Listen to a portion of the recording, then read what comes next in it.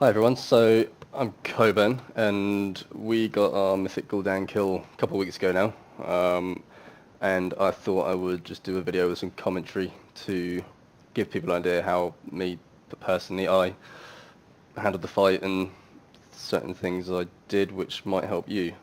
So to start off with the talents, I won't bother going into the 75, 90 or 100 row because they're pretty cookie cutter, but for 15 talents as War Machine, that will proc very often throughout the fight off of eyes, empowered eyes, parasites, and then Shockwave on the 30 talent row for the parasites in the last phase.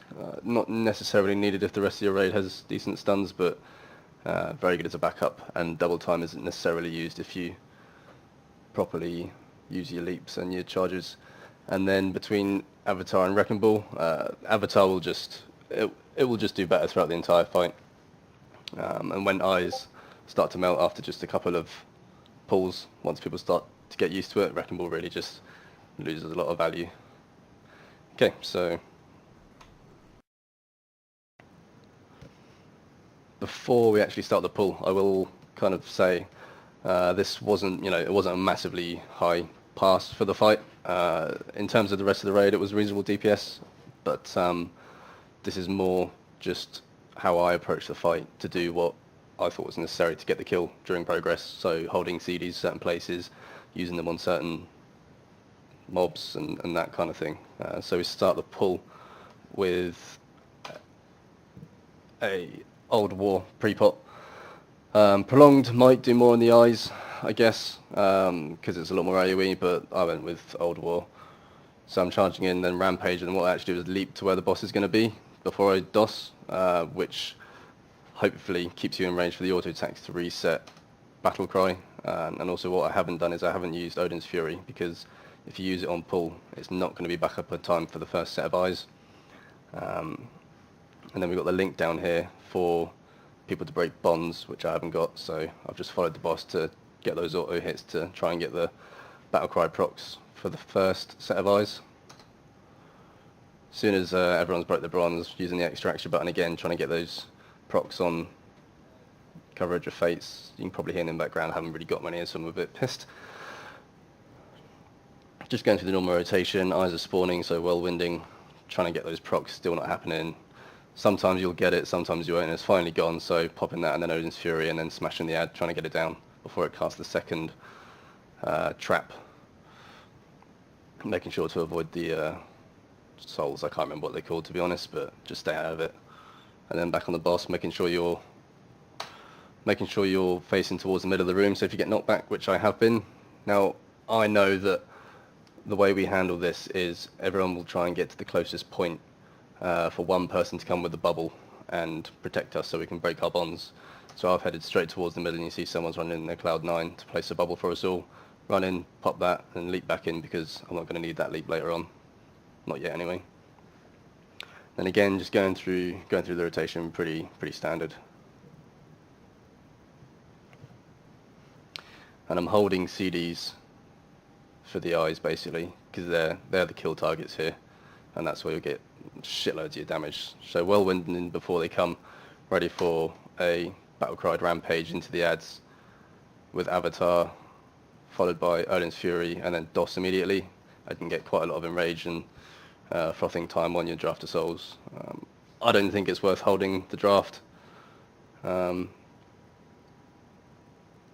not sure if people do, but at least I found it wasn't, because you want to just be using it on cooldown pretty much. A couple of whirlwinds to finish off the ads, make sure you proc in the War Machine, and then just go ham on boss again. Making sure you're in the middle for fell bonds.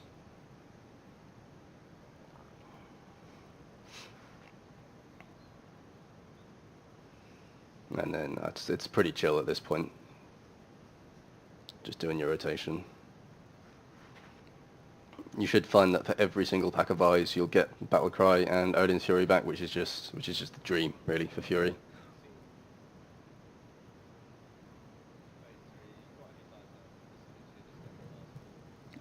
And you have to ignore me talking in the background. And eyes again, so whirlwinding and then Battle Cry Rampage, Odin's Fury, a few whirlwinds to finish them off.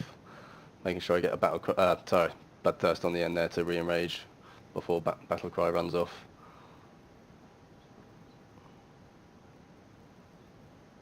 And then I'm using my Commanding Shout on the Empowered Hellfire there. We would usually have a second Fury Warrior who was covering the first set of Empowered Hellfires, but we didn't, so. And then he transitions at 50%. I'll use my Battle Cry again there, just to get some extra damage off. It's really not necessary, because we're going to transition anyway, but Battle Cry should reset in time for the next Empowered Eye. So even though he's immune here, just getting some Furious Slash buffs up to try and secure that first Bloodthirst Enrage, which has going through normal rotation. Now at this point I'm staying away from Star, the tank, because he's going to get fell-scythed. Absolutely want to stay away from him at all times. So I'm on the opposite side at the moment, just about charging back in to get then in front of the tank for the wins, because I know that he's going to bring the boss to here and then he's going to be stood here. So I want to get round the other side of him during the win so I can go back up here and be in place. Not rampaging the boss just yet, just because I want that for when he comes back, so I can rampage straight into Raging Blow. Fire on me, leaping out straight away, obviously. No need to stack the fire, I don't think. There's plenty of room. Unfortunately, no charge to get back in because I haven't got double time, but you don't lose that much uptime, and the stun's really handy later on in phase 3. Saving cooldowns for the eye, which has an absolutely massive hitbox, so I'm dossing the eye and the boss, and then going to follow up with the Odin's Fury straight away just to get as much of that cleave and dot damage going as possible. Again, avoiding Star, the tank. I'm on the wrong side here, and I know we're going to need to stack on Cross for the harvest soon, not just yet. So, going to make most of my avatar here, and then in Frenzied Regeneration to run through and just make sure I don't die, basically.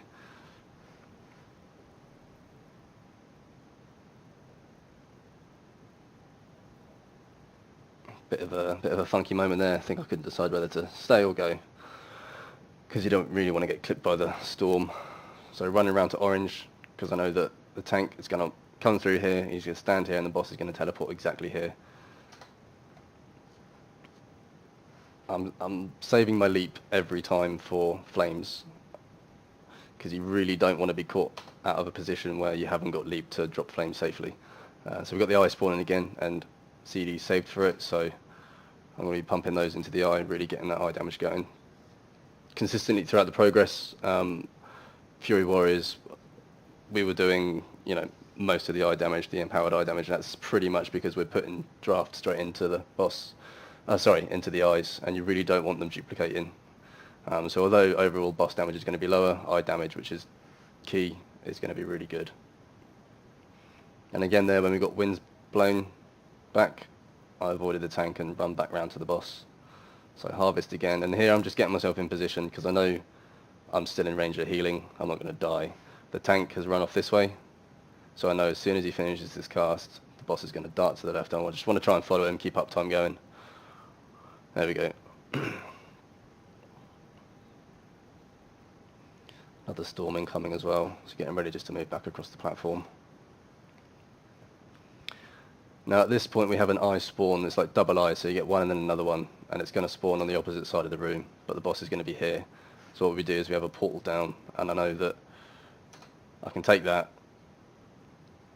put absolutely all my cooldowns, including draft, into the eye, and that's going to absolutely melt.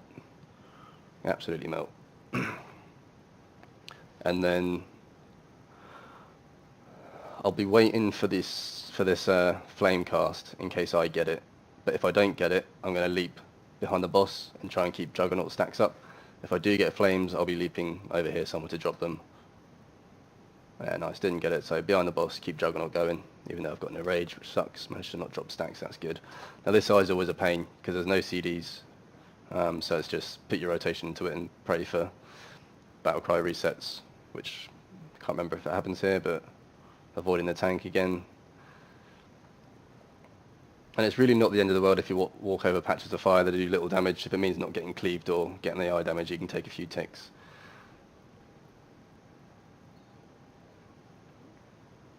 So this is where we all stack on Moon for the healing for the Storm and the Black Harvest at the same time. At this point, it's just trying to transition the boss as soon as possible, so try and get those Juggernaut stacks going. Now, I can't remember here if I wait for Berserker or not. No, I didn't wait before Battlecry. I could have waited 3 more seconds there and had a few more executes in, but I decided to save it for the last phase instead. But you can Battlecry and Battlecry only there, because you want Odin's Fury really for the next phase for the Parasites.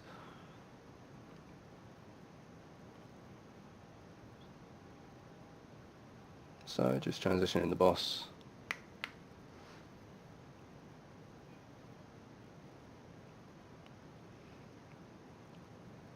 So if I look where the tank is, he's there, so I want to be stood here. So when the knockback comes, I can just charge straight back in and keep damage going. Yeah, so start hitting when he's up in the air. Charge in.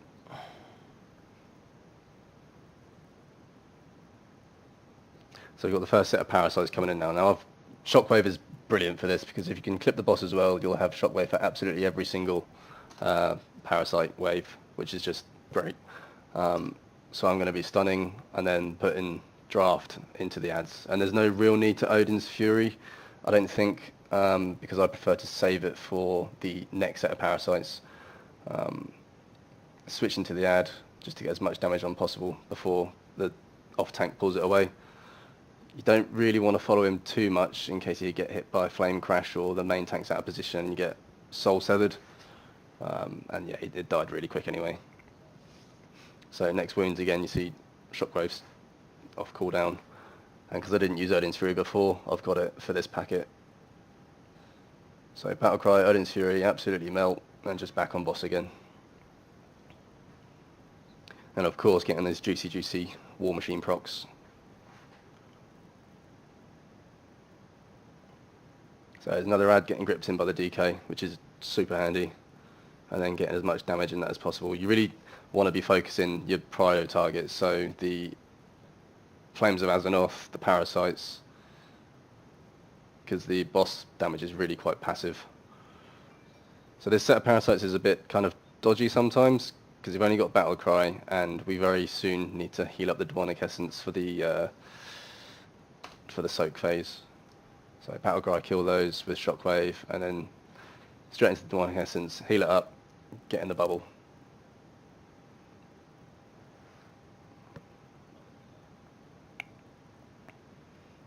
Back on boss, saving charge for more appropriate usage, maybe later on when the next Night Orb spawns. So again, switching to the ad, getting that prior damage on it.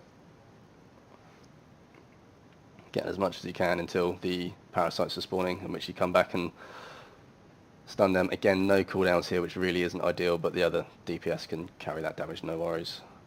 I'm largely not going to be using a lot of DPS cooldowns here, not big ones anyway. Arguably, I could use Avatar and have it back for the final phase, but I wasn't sure, so I decided to hold it. Now what I'm doing here is keeping an eye for when the next Night Orb spawns. There it is, so I'm leaping over, getting a few GCDs on that, because the silencing circle doesn't quite spawn yet, and there's a lot of other damage the range need to do, so it's good to get some melee on this. So getting a few hits, and then using charge to get back in.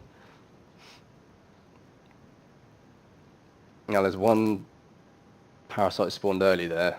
I think I'm going to wait for the next one to spawn, hopefully. No, I've stunned anyway, just for safety.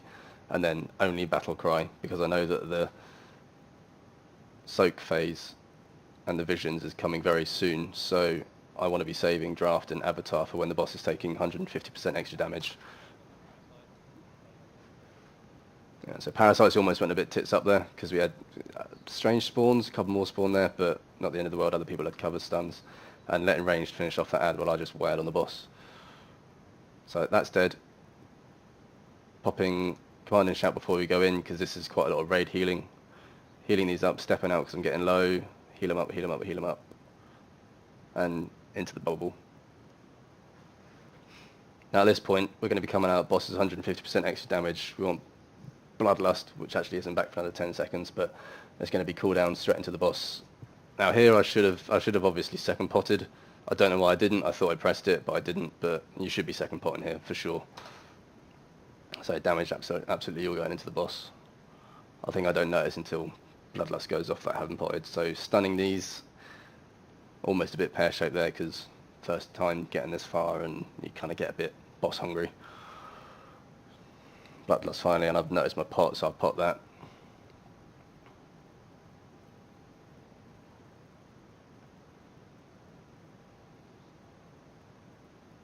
Yeah, and parasites obviously always get top priority, and at this point we are just CCing the ads, ignoring those, and Zealous nearly ran out to CC, but fortunately he came back because he had parasite. So killing those, battle cry on those with Odin's Fury as well, just melting those. And we're in execute phase. So as per kind of the Wowhead and the MMO champ guides, I'm going to be doing the execute Fury / Bloodthirst to try and maintain Enrage and maybe even frothing every now and again. I've got the helm, so it's not too far out of the question to maintain reasonable frothing uptime in execute phase. Let's see if I actually manage to do it.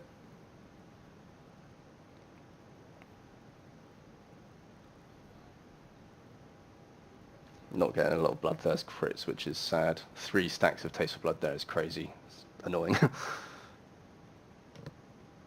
So I think at this point I Raid Leader says kill parasites, but admittedly I think I just tunnel boss with executes.